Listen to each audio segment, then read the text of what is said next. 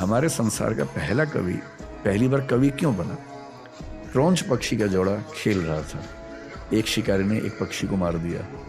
अब प्रेम में रत पक्षियों में से एक नीचे गिरा। वो जो मोमेंट है, उस मोमेंट में दुनिया का पहला कवि कवि बना है।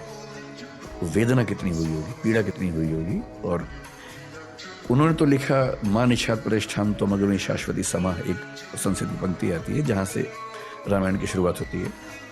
इसी पर छायावाद के एक कवि ने, छायावाद 1918 टू 1936, उसमें एक कवि ने लिखा, वियोगी होगा पहला कवि, आह से उपजा होगा गान, निकलकर आंखों से चुपचाप बही होगी कविता अनजान।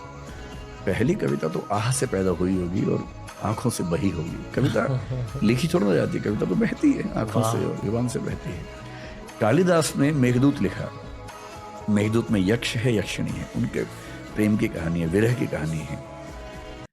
और एक कवि है नागार्जुन, उन्होंने कालिदास पे लिखा और कहा कि एक पंक्ति आती है, अमल धवल गिरी के शिखरों पर प्रियवर तुम कब तक सोए थे, कालिदास सच सच बतलाना, रोया यक्ष के तुम रोए थे।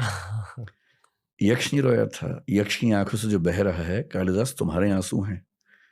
और नागार्जुन कवि कह रहे हैं कि मैं पहचान रहा हूं कि आंसू तुम्हारे हैं। और कवि होने में और लेखक होने में ऐसा होता है। और ये